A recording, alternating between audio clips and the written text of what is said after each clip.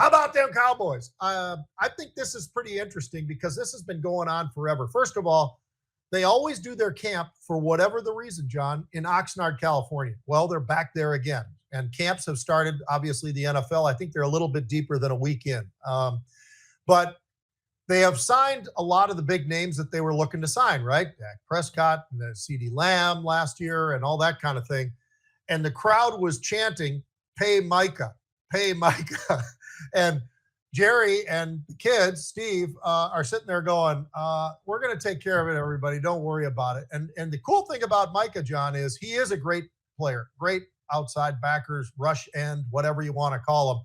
He can do it all. I mean, the guy is one of the very best in the NFL for sure. So that being said, he's not sitting out. He's actually at camp and working on, his craft or whatever, which you got to give him credit. I think he's getting pretty damn frustrated, but here's the way I look at it, John. We all know how Jerry Jones operates, right? He's like P.T. Barnum. This guy loves to get everything in the news. So what is everybody talking about right now? Well, what are they going to pay Micah? When are they going to pay this guy? What's the number going to be? It's going to be astronomical. Yeah, it probably will be. We already saw what T.J. Watt got. I mean, so there's money being out there, John. It's just a matter of how much they can do it at what rate or whatever. And the only thing that might jump this up a little bit faster, I don't know that it'll happen, as a lot of people have called it, the nuclear option would be he comes to camp and then says, all right, I've been here for a week. We haven't gotten very far with the contract. I'll see you till we see a contract that I can sign. And right now, if it sits where it is, he's going to be making about $24 million this year, which ain't that bad. But no, not that bad. Given the fact though that T.J. Watt, John, is basically making what, $42 million a year with this 3-year contract, 100 and some odd million bucks. So it's one of those things where I think that's what he's looking for, and he's not looking at a number that starts with a 2, like 24 million. He's looking for a 4 or maybe a 5. So we'll see how it happens. But do you think that I'm right that he's P.T. Barnum and he's out there just trying to get people excited about the Cowboys? They're always on everybody's lips to talk about them. He signs them all. They signed Dak. They signed CD. They always end up signing these guys. But I don't know when they'll sign Micah, but my guess is they're not going to let him go anywhere, John. He ain't going to some other team. I think that there's no way Jerry Jones, Steve Jones, and these guys are ever going to let this guy go, right? Yeah, I don't think they will let him go, Pete. And as you said, 12 days ago, T.J. Watt, J.J. Watt's younger brother, of course, signed a $123 million extension. As Pete said, it's over $41 million a year. He is the highest paid non-quarterback in NFL history. Now, his body of work, Pete, is more impressive than Micah's, I would say. Yeah. I'm just going to put it out there. I don't mean to diss Micah, but, if he got 35, he should be very happy because, like I say, I don't think you put those two stats side by side. And the fact that the Cowboys, have not exactly covered themselves in glory, whereas the Steelers, they may lose and not have Ben Roethlisberger at quarterback. And for a long time, they were looking for a replacement. Hopefully that guy, Aaron Rodgers, can bring them back. But they get a lot closer to being a playoff contender than the Dallas Cowboys have for the most part, Pete. So, $108 million guarantee for T.J. Watt. Maybe they could get Micah to a number without that much of it guaranteed because, that's basically 7/8 of his contract is guaranteed. Yep. Meaning he twists a knee and he's done. Boom, $108 million in his pocket. So I think you're right. I think Jerry signs him, but I bet you, Pete, it has a 3 instead of a 4 in front of it. Yeah, I can't figure it out really totally. I don't know enough about their cap either. And, they've signed some big numbers, and they just signed their tight end too, John, to a pretty damn big contract as well. Nothing like what Micah's going to get, but a big contract for a guy. I want to say that the tight end, I think he's an Iowa kid or a Wisconsin kid, and I think the guy was drafted like 4th, 5th round, something like that, but he's turned into a hell of a tight end, so they're paying him real money again. Cleveland Browns is next. This is our second one, John. And I figured, you've got a lot going on during camps and all the rest of it. People are always excited about projections and all the rest of it. Here's the projection I will throw to you and me, because I don't know if either of us have an answer that's really quality answer for this one, but it still could be fun. Who's going to be the starting quarterback this year for the Cleveland Browns? The Cleveland Browns, John, have four big name quarterbacks. Joe Flacco, he's 40 years old, likely the first game starter. But how long is that going to last? That part I don't think would last long, because they've got to get some of these other guys on the field.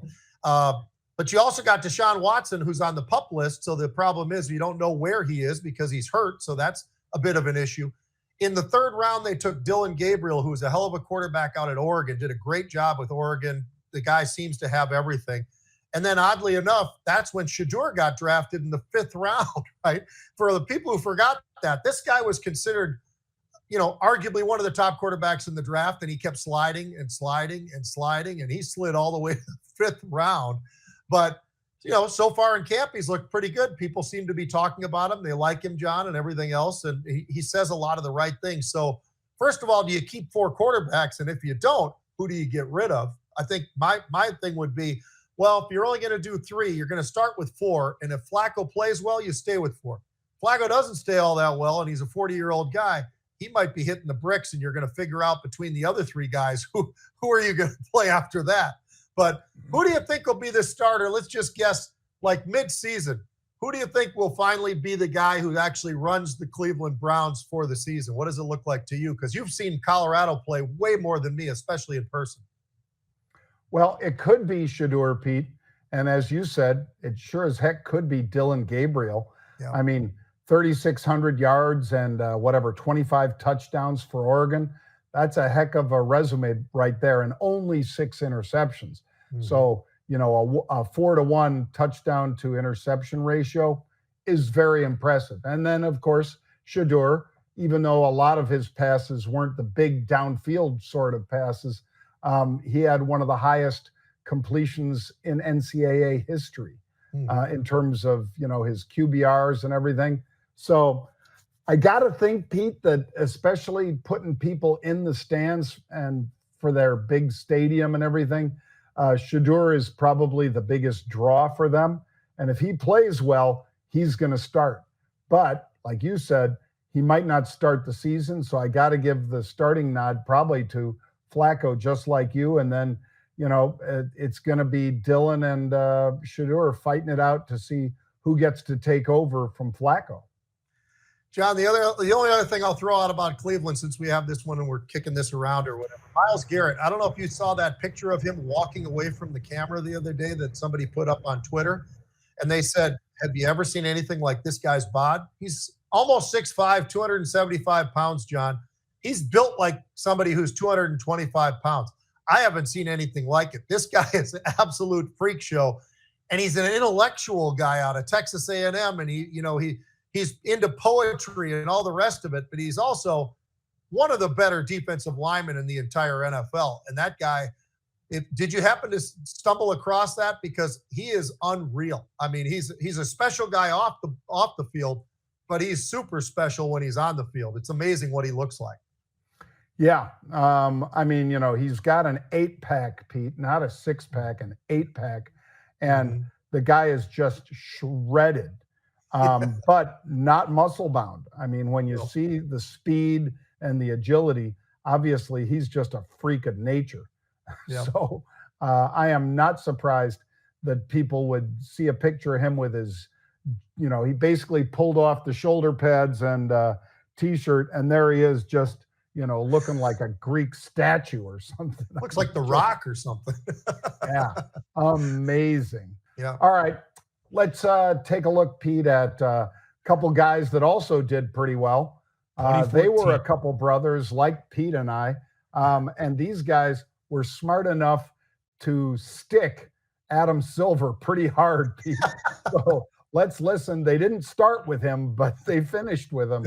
Let's give this a listen and a In look. 2014, two brothers got paid $800 million not not that to long own an ago. NBA team. Ozzie and Daniel Silna, they were the owners of the Spirits of St. Louis of the ABA. In 1974, they bought the team for $1 million, predicting that the ABA and the NBA would merge. Well, 2 years after buying the team, the ABA did merge with the NBA. The only problem was only 4 ABA teams were allowed to be absorbed into the NBA. The Nuggets, the Pacers, the Nets, and the Spurs, which left the Spirits and the Colonels with nothing. So the NBA offered both teams $3 million to fold. We'll give you Kentucky $3. accepted the payout, but the Silna brothers, they had a completely different vision. They They're out. knew they could get more than $3 million.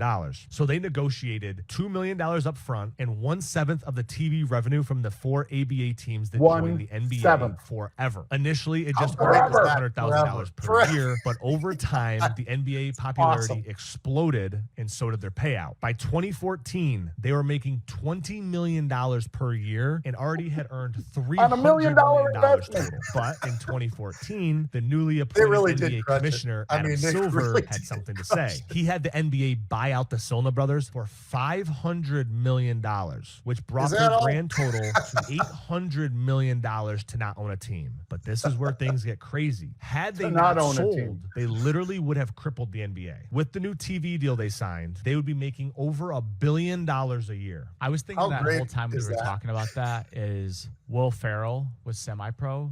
That shit's real. Semi-Pro was based off of That is a really funny show, by the way. Oh yeah. Man, Oh man. I mean, if we could only catch lightning in a bottle like those guys did. Oh, Wow. we got to start looking at pro sports teams that are for sale in the future, John. I think, something low end, whatever that is, something that looks like it's got some possibility. It's probably worth it, man. It would You be. see there are stories like this more often than not. I mean, somebody gets in and they're like, all right, here we are. Look at the Savannah Bananas.